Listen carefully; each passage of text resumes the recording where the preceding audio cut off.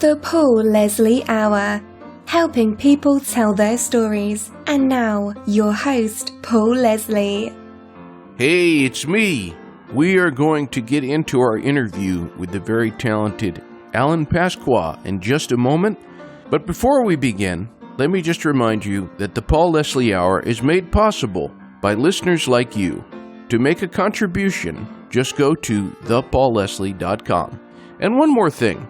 If you like the interview, please consider sharing it on social media or by telling a friend. Let's get into the show. Well, ladies and gentlemen, I'm joined by a very talented, accomplished performing and recording pianist. Alan Pasqua is a composer and educator in addition to his recordings, featuring his compositions as well as his interpretations of both standards and other writers' work. He's collaborated with a long list of people, everyone from Eddie Money, Rick Springfield, Carlos Santana, Bob Dylan, and others. He has a recent album out. It's called Daydream. I highly suggest everyone out there checks that out, and I'm very honored to welcome Alan Pasqua on the show today. Thank you so much for joining us.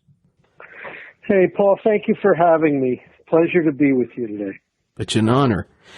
So, Mr. Pasqua, what has always been the purpose of the art you create?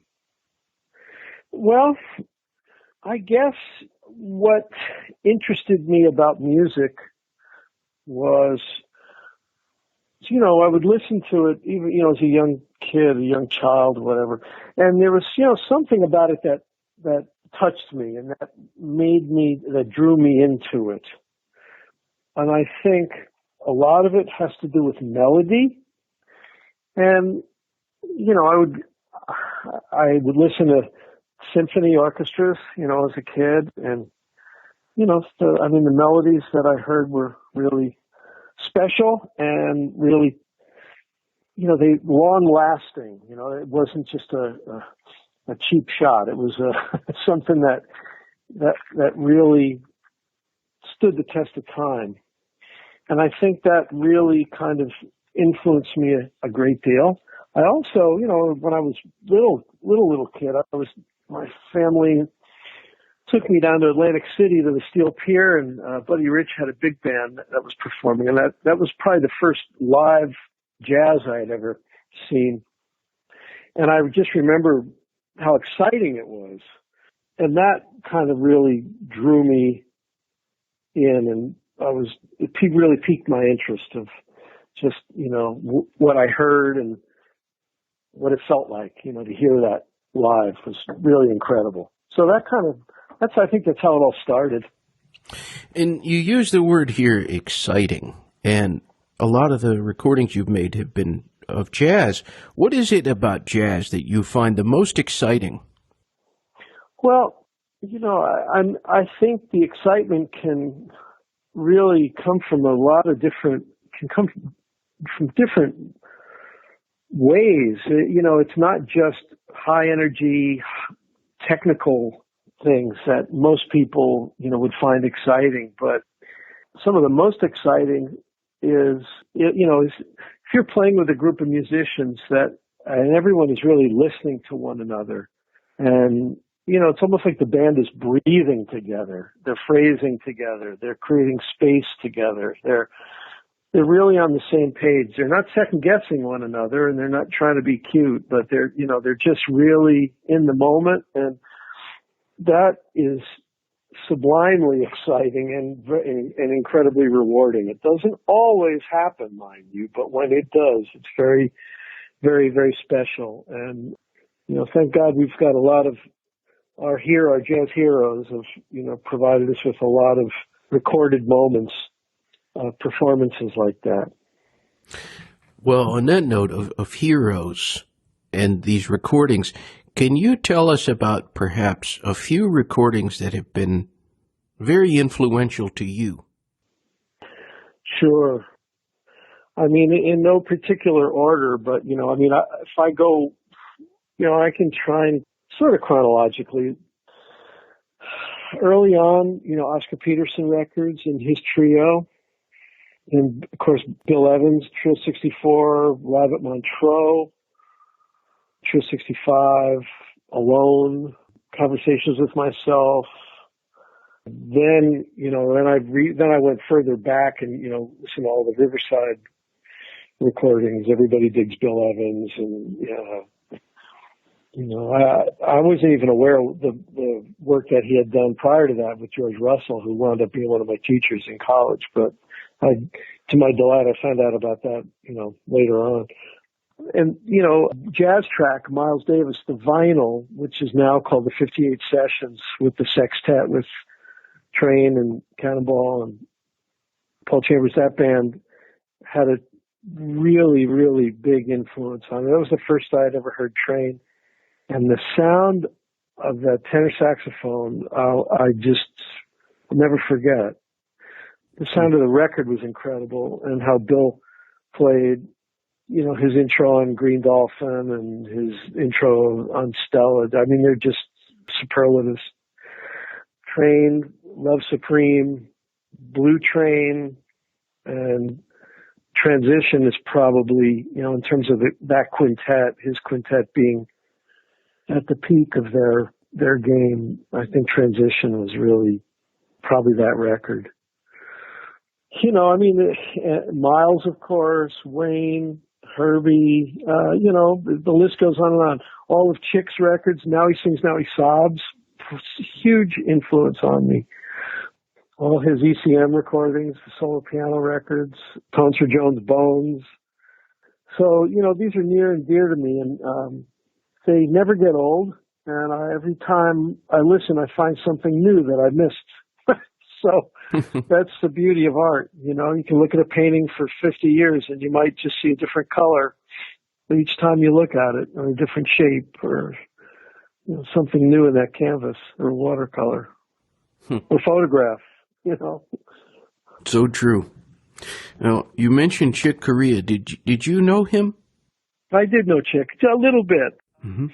He studied. He was from East Boston. I believe he studied with Madame Shaloff when he was younger, as did I when I was a student in Boston. And our paths would cross every so often. I lived at a time in a part of Los Angeles right near his recording studio, Mad Hatter, up in Silver Lake. We would see each other from time to time or on the road.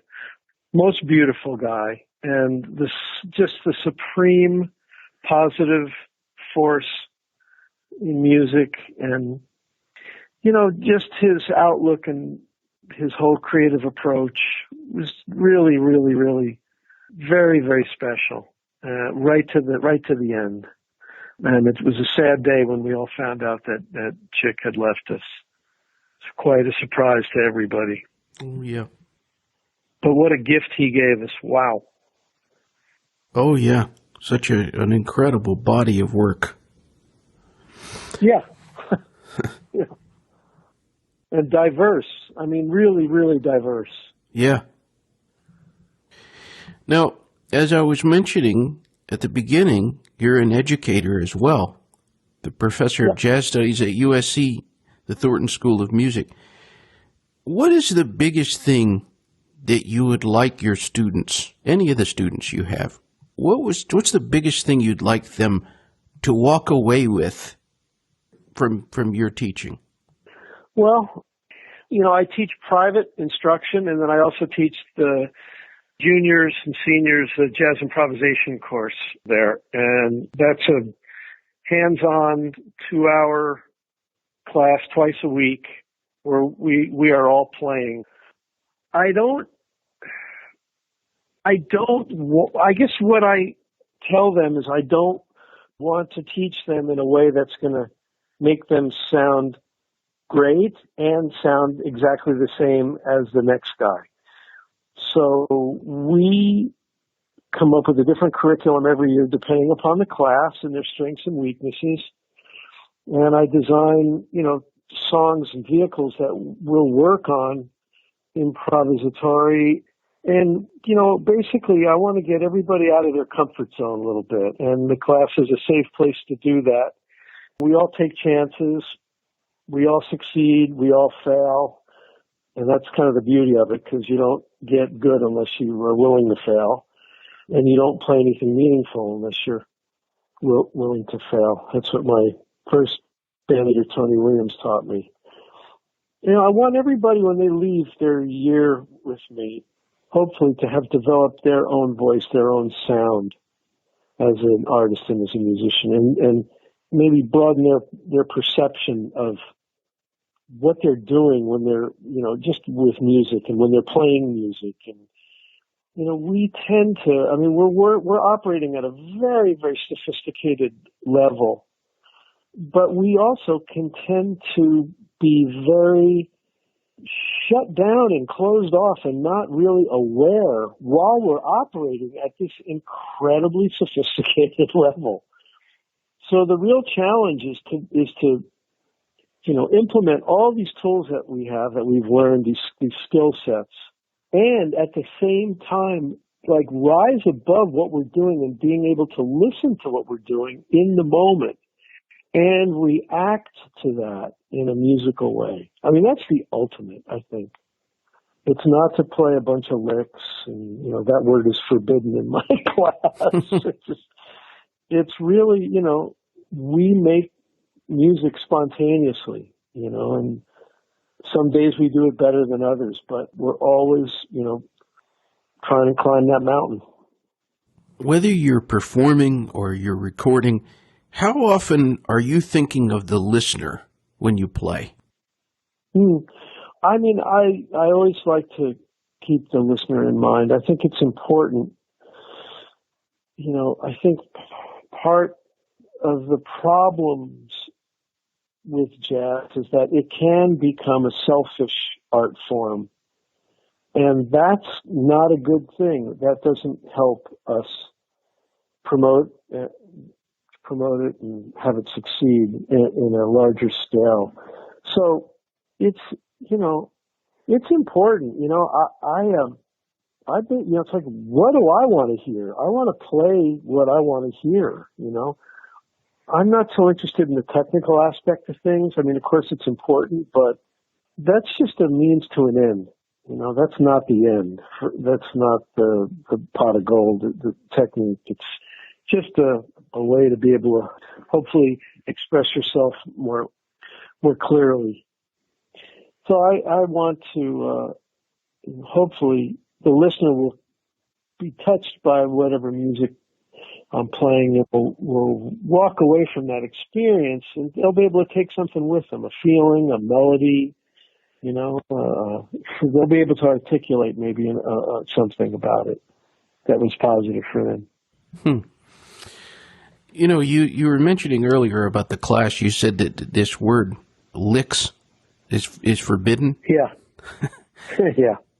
I've had several experiences where I would leave a jazz concert and I would go up and talk to random people that I would see, and I would ask, what was the high point?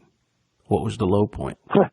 And a lot of times I found that people would say, when he started doing all this stuff, and referring to licks, I started to tune out. Uh-huh. So that's interesting to me. Yep. And so you try to impart that in your students, to this awareness.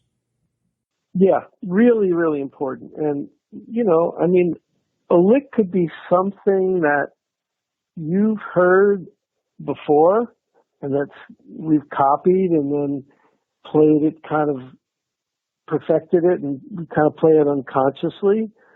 But it can also be something that you've discovered yourself and have worked out so that it's all of a sudden being played unconsciously. And, it's not good. It's not sincere. It's unconscious, in a moment where we're supposed to be conscious. That's the whole point of that music is, in its best moments, it's people really executing at a super high level in real time. We're not learning a Beethoven sonata. We do. We have to learn the Beethoven sonata and then take it apart and understand the form and the chords and the melody, and then write our own sonata on top of that form. That's what we're doing. One of the names you mentioned just a little while ago was Tony Williams, the legendary drummer Tony Williams. Yeah. I'm hoping you can tell the listeners about meeting him. Well, it's a great story. I spent my first 2 years of college at Indiana University. Peter Erskine was my roommate for one of the years. We had a funk band together, so we've known each other for a long time, 50 years now. And my second 2 years, I transferred to Boston and went to New England Conservatory because I had met Jackie Byard, who was going to become my piano teacher. Lucky for me. What I didn't realize, the other added perks, was that Thad Jones was going to be my arranging teacher, and George Russell, I was going to study theory and his Lydian chromatic concept of tonal organization book for 2 years.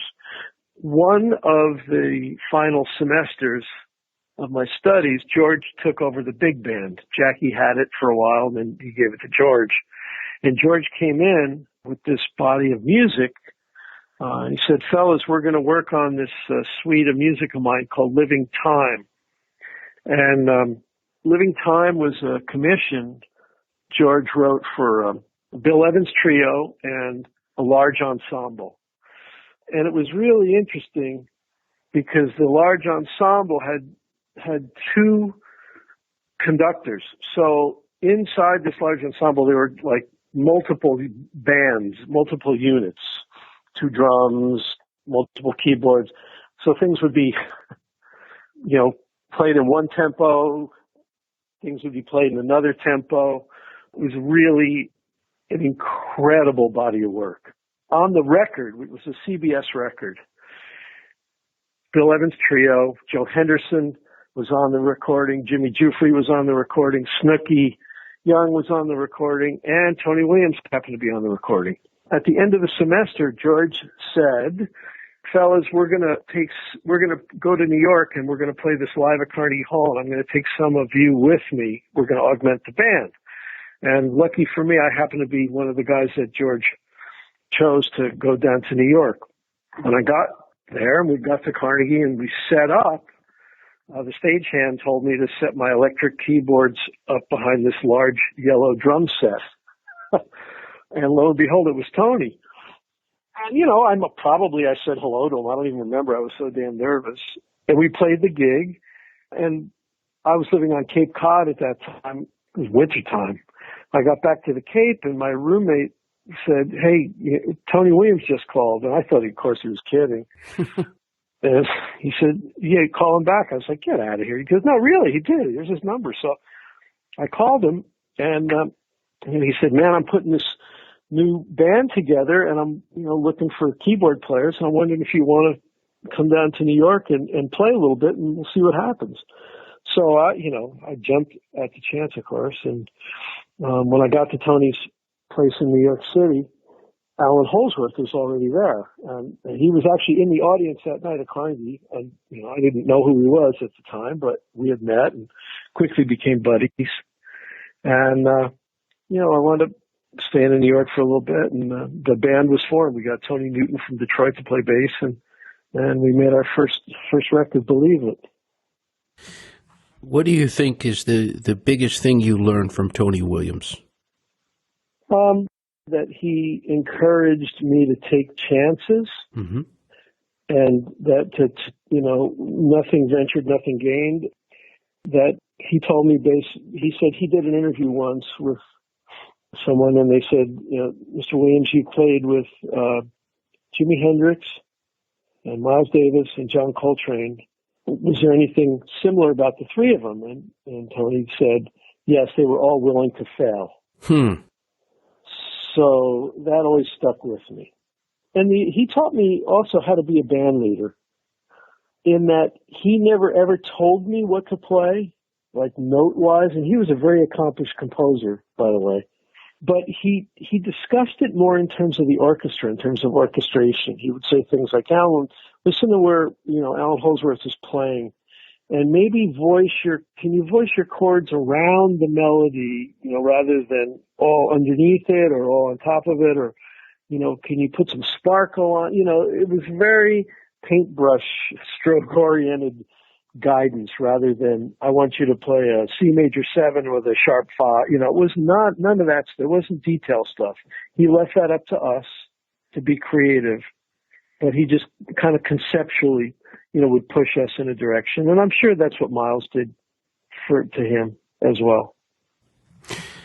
I was listing just a few of the artists that you've worked with at the beginning in the introduction, but I've always been fascinated with some of our great composers, and a lot of them are known for their contributions to film.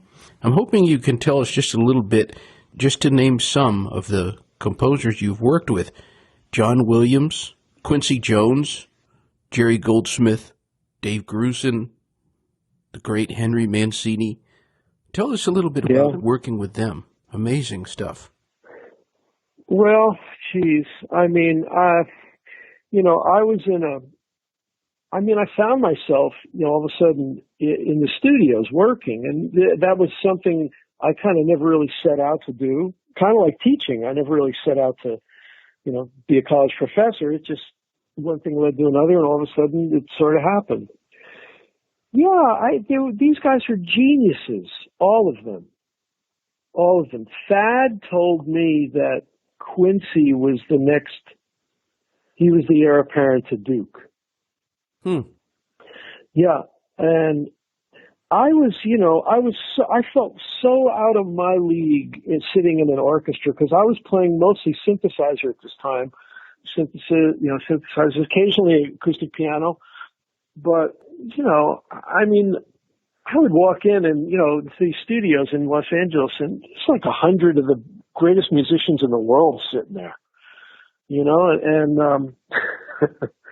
the love they showed for these guys, for Jerry and John and Henry Mancini. I got to work with Henry once, I remember, and I was kind of pretty, my time in the studios was maybe like 7 or 8 years long. That was about it. And this was probably around year 5. So I was pretty well established at this point. And I went up to the podium on a little break, to say hello and introduce myself. I said, "Hi, Henry. Hi, my name's Alan Pasqua." And he looked at me and went, "Alan," he goes, "I hear you're the new guy." And, these guys were such pros, and they operated on such another level. It was just always, it was jaw-dropping. I remember on the John Williams, one of his soundtracks, it was for a movie he did called Nixon. And we did the main title, and I just remember after we recorded the main title, and it was this big bombastic piece, he gave the final cutoff, and it was silent in the room. And then it was almost like on cue, the whole orchestra just started cheering and applauding. And they gave John a standing ovation. These incredible things would go on, that nobody knows about, in the studios. But these guys, and Jerry, I got to do a score with him, mostly synthesizer, me and him in the control room, and reading off of his scores, his handwritten scores. It's like these are once in a lifetime opportunities, So I'm very lucky to have had the opportunity to do these kind of things. And these were really heavyweight guys, geniuses. I want to call to the attention of the listeners out there. There is a great show called Jazz Inspired, hosted by Judy Carmichael.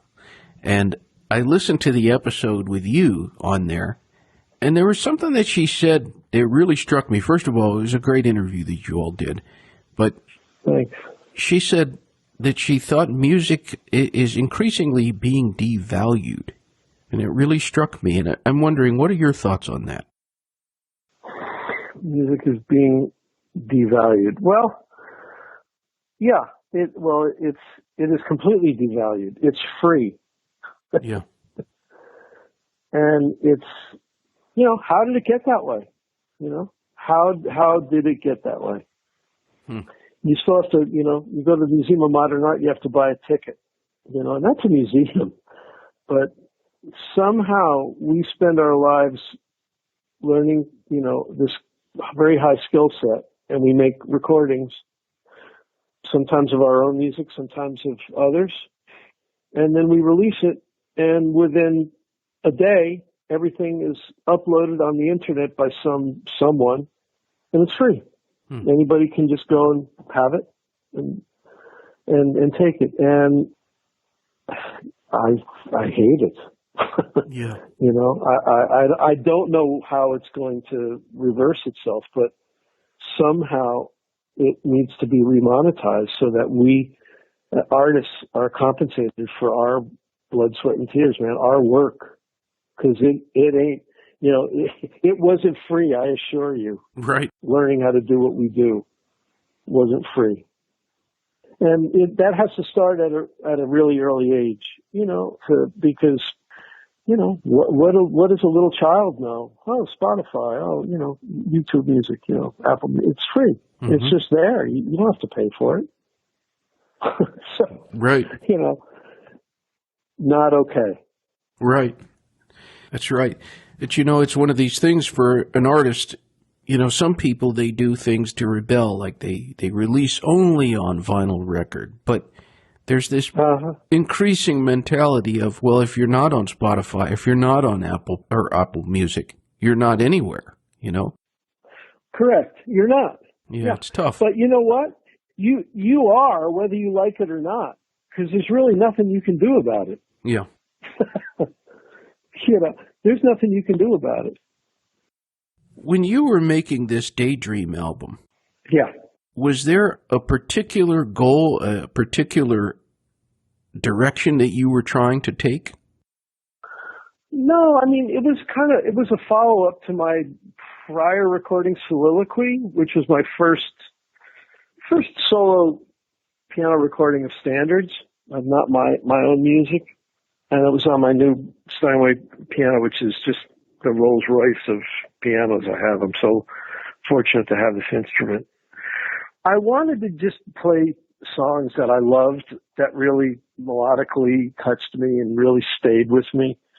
And I just didn't really want to I didn't want to label it, oh, this is a jazz piano record, or, oh, this is I just wanted to play the songs, and some of the songs were more improvised than others, and some were in tempo, some started in tempo, and then just kind of fell out of tempo. I really had no agenda, except that I wanted to try and make a decent rendition of the song and how, I'd like to hear it and how I'd like to play it. So Daydream was kind of a follow-up to that. And, a couple more obscure tunes on there, maybe. Old Cape Cod, kind of you don't hear that too much. But, it was really kind of a personal experience and a personal recording. I tried to make the sound very intimate, so it's almost like you and me in the room, and I'm just playing piano for you. When you release an album into the world and the reviews come, do the reviews matter to you? Only if they're good. No. Well, I swear to God, there is some truth to what I just said. I guess they all matter, sure. We all want to be appreciated and respected for what we do. I try not to let the reviews that are written by someone who doesn't really get what I'm doing, I try not to let those bug me too much. But, it's kind of tricky to to be a reviewer, it's tricky, It's like, okay, you have the license to tell me, to tell everybody what you think of me. So it's one person's opinion, and that's what you have to remember, I think. Yeah. Be it good or bad, or whether it's not even negative or positive, but if they just kind of miss the reason or the motive behind the recording, Well, in the same vein of opinion, compliments, has there been a compliment that you've received through the years that perhaps means the most to you? Well, there's sort of compliments. Jackie Byard, who I love so much, he came to see me play with Tony Williams at the Bottom Line in New York City. And I didn't know he was coming. So that was the first compliment, that my teacher would come and see me play a gig. And then and Jackie's a character. He's incredible. In the audience, in between tunes, he was heckling me, saying, "Hey, big time, big time." And I just thought that was so fantastic. I loved him. I still love him. My ringtone on my phone is some of his Stride piano. I've had it for years. I think of him every day. And, meeting him in Boston kind of changed my whole life and my career. So that's one. And then the other was more of not anything musical, but I got to play with Joe Williams, great singer with Basie Band, etc., in Boston. We did a run of 10 nights at the Playboy Club. Alan Dawson played drums, and I was a young student, lucky again to be doing this gig. And one of the nights, Joe, after the gig, said, "Hey, Alan, a bunch of us are going to go down to Chinatown and get something to eat. You want to come?" And I kind of looked, I was kind of shocked. I was like, "Oh, okay, man." And I said, "I got to go to my apartment. Got to go and drop something off." But yeah, okay, sure. So he told me where it was, and I went back to Jamaica Plain and dropped off my stuff and drove down to Chinatown. And I remember I was walking towards the front door, and I could see this round table, back end of the round table facing the front door. So when I opened the door, he saw me. He was in the middle of saying something, and he just stood up and came over to me, and he's a big guy, and just put his arms around me and just gave me this giant bear hug. And then kind of, almost picked me up and just like looked me right in the eyes and said, "You came." Oh, wow. And I said, yeah. And he said, "You kept your word." And I was like, "Yeah." And he said, "You're a man of your word, Alan." And I was just like, "Oh, yeah, guess I am." And I never forgot that. What a life's lesson that was, to not be a BSer. And, that really, man, it just stayed with me. Still, incredible. What a great human being he was. Wow. Singer. Absolutely. What a great story. Isn't that crazy? Yeah.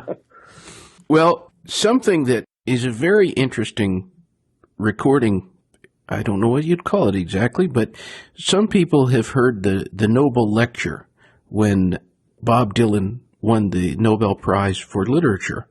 And yeah, I remember hearing that when it came out, and I wondered, I always wonder about a lot of things, but I wonder who this is that's playing. That was you. Yeah, it was. Uh-huh. So what kind of direction did you get to create this piece? I got actually really good direction. Bob's manager called me and, asked me if I was available to do some solo piano recording. And, I just kind of kept poking around like, well, what is it? And, at first it was like I wasn't going to find out. And then I just was persistent. And they said, well, it's for his acceptance speech for the Nobel Prize. He's not going to be able to be there in person, but he wanted to do something a little special, in his acceptance speech. And then they asked if, they referenced the old Steve Allen shows when Steve would sit at the piano and just kind of play. And they said it's not jazzy, and it sort of is, and it's not bluesy, but it sort of is, and it's kind of just a little bit dreamy and spacey. It sort of is, so they gave me some really good buzzwords of like what I could kind of just touch upon, but not really go 100% with both feet, not to dive in with both feet. But just that really gave me a nice framework of words to kind of just go off on. And, then I said, okay, I think I know. I said, I'll put down a minute or two of just some piano ramblings and send it off and see if that's what you're looking for. So I did that, and they called me right back, and they said, that's exactly it. Perfect. I said, okay, great. How much do you need? How much music do you need? And they said, we need 30 minutes. And I said, oh, okay. And I said, when do you need it by? And they said, today. Oh, wow. So I just sat down and turned up the recorder. I think I said probably rather than give you a 30-minute piece, I'll do 3 10-minute pieces. I did 3 or 4 pieces for them that, gave them the amount of time of music. And then they just kind of went through it and picked parts that they liked. It was really great to do. As anytime I have a chance to work with Bob, it always is. It's amazing. Well, we should mention that Mr. Bob Dylan, he's recently turned 80 years old. And yeah, happy birthday, Bob. that last studio album, the 39th one, you're featured on there. And yeah, the music of that whole album, I think, the way the album sounds is really great. But yeah, is there something about Bob Dylan that you think people have the wrong conception on? Oh, I don't know. I mean, geez, there's probably something on every one of us that people have the wrong conception on. Yeah. That's probably how he'd answer that. I don't know, I mean, I'm a fan, first, and was lucky enough to be a bandmate, and, in different times of my life have, recorded with him, and, it's always been a really, really good day. It's the best, best way I could describe it. It's like, wow, this is a really good day. What did you think from your perspective, from your opinions, what did you think when you listened back to the finished version of that song, Murder Most Foul, for the very first time? Such a unique recording. What did you think? You mean after it was mixed? Yeah, when you heard this is the... Yeah, I loved it. I mean, in the studio when we were working on it, it's free. It's in tempo wise. It's a free time, and sometimes in free time. I mean, that transcends everything. I mean, that goes straight into my world of jazz.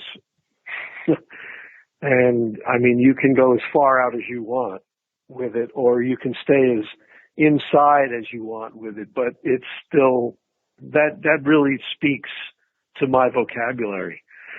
I remember saying to Bob in the studio, I said, this is not unlike, for me, it was not unlike A Love Supreme in a lot of ways, in terms of just the feeling and the way, the construction. I mean, there was something that special about it. I loved it. I thought it was, what a great track. 18 minutes long, I think. Yeah, very unique. Well, you've worked with everyone from these legends in all types of genres, jazz, rock music. Is there anyone you've always wanted to work with that you haven't yet? Oh, well, geez, yeah, sure. Too many to name. Yeah, I mean, too many to name. I mean, in the pop world, I wish I had known Joni Mitchell. Mm-hmm. I wish I had known James Taylor. I wish I had known Springsteen. Yeah, I mean, good Lord, God, the list, that's a long list. That's a long list. I'm a music fan too, so there's just so many wonderful musicians and artists, and people that I had no idea, the well is so deep, Mm-hmm. I just, I didn't know about John Prine until after he had passed, unfortunately, and listened to that, him and Iris DeMent and what fantastic music and beautiful, simple, incredible performances by these people. I got to work with Johnny Cash once in the studio. It was unbelievable. And he told us, he goes, fellows, I feel so out of place. Wow. And nicest guy on the planet too, to us. So yeah, I mean, it's just, the list it would take a month of me saying names, but I'm grateful to all those that I have had the chance to work with for sure. Johnny Cash said he felt out of place. Uh-huh.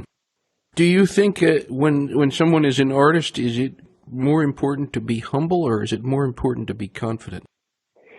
Well, I think there's a way to be both, as long as humble kind of takes the upper tier. I think that'll work better for you. If confidence takes the upper tier and humble doesn't work so well below confidence. Kind of gets swallowed up by it.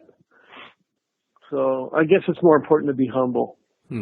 But, you have to also be confident and be able to express yourself and say what's important and what's meaningful, and be able to convey that to the musicians that you're working with too. Well, what is on the horizon with Alan Pasqua? What's coming up? Well, let's see. I'm doing I'm getting ready to start on a third solo record here. More interesting standards, and probably I'll include a couple of my original tunes. I wrote some stuff over this last year break that we've all been on, and glad that that's coming to hopefully to a peaceful conclusion soon. A little bit of touring, hopefully later this fall and heading into the winter with Pete, my partner in crime, Pete Erskine, and Dark Ulf. Maybe we're going to do a little bit of playing. And looks like USC is going to be back in full swing in the fall, hopefully. So get to corrupt some young minds for another year and work with these super, uber talented young kids that are just really something else. I look at them and I think to myself, there's no way that we were that good at their age during our time. It's not possible. That's how good they are. And writing, I'll be, always looking for that new little spark. Never know when it's going to happen or where it comes from. On the note of standards, you mentioned the standards here. There's something it's always fascinated me that, I was listening to some of the recordings that you've done, and it made me think about how the standards are such that you can hear an instrumental recording of one of these songs, think about the song and think about the words, and when it's played, like, for example, played by you on the piano, you think about the words, but you don't miss the singer. Well, yeah, I mean, the rumor has it is that we're all trying to be singers. Interesting. Yeah, that's the first instrument. So it's, that's the one thing that Madame Shalloff in Boston taught me, and probably taught Chick too, was that, she said, Alan, the piano is a wind instrument. And I thought she was crazy. I said, what are you talking about? And she says, you have to play it, as if it had a mouthpiece on it, and you have to connect your breath to it. Otherwise, it won't mean anything. And boy, how right she is. Very interesting. Yeah. I want all the listeners out there, you can go to alanpasqua.com, Pasqua, and at the top it says Steinway piano artist, educator, and baseball fanatic. Yeah. And hockey fanatic now too. I'm a new hockey fan. Yeah, love it. I remember a great famous arranger who was a guest on this show, Sammy Nestico. Oh, sure. Great. He said, there's two things that are the absolute most American things in the world, and that is jazz music and baseball. Yeah, he's right. It sounds like did you know him? I did. I got to work with Sammy a little bit out here in the studios. Fantastic. This wonderful man, wonderful arranger. Yep. Very sweet, too. Oh, yeah. This beautiful guy. What is the best thing about being Alan Pasqua? Well, I get to do things like this. It's kind of, not everybody has that fortune in their life where, people are curious about them and ask them questions about themselves and their life. Yeah, boy, I'm a lucky guy. I have a beautiful daughter and talented as well. Incredible ears. She's a musician, incredible ears and rhythm, time, and somehow the melody bug got into her as well. So her name is Greta. I think I have a charmed life. It's been very, very varied in terms of what I've been able to do, and I like being able to put on different hats. It kind of keeps it interesting. It's a good question. Yeah, it's fun to think about. It's a hard question, huh? Yeah, no kidding. I'm glad I don't have to answer. I put on all these labels on you at the beginning. That you're a pianist, a composer, a performer, a recording artist, a teacher. So my last question, who is Alan Pasqua at heart? Who is Alan Pasqua? Oh, I think a pianist, pianist composer. That's what I, and hopefully a good dad. That's what I gravitate towards anyway. If there was 50,000 synthesizers in a room and a Steinway grand piano, I'd walk over to the piano. Or if my daughter was in the room, I'd walk over to her and hang out with her. Well, thank you so much for spending time with us. You're welcome, Paul. Thank you for having me. Really appreciate it. My pleasure. My honor. Well, sir. Thanks again, man. My pleasure. Keep me apprised. Will do. Absolutely. All right, sir. Well, have a wonderful afternoon. Until next time. Thanks again. The boop, bop, deep bop, a doodly, keep bop, doodly, shop, bop, a ding a daka. Ooh, no, I just get up, like a ponton, cook it to be, a zilla baka, some fucking donk, bunch of good look on the good loop, ba, boodly, bo. Goodbye.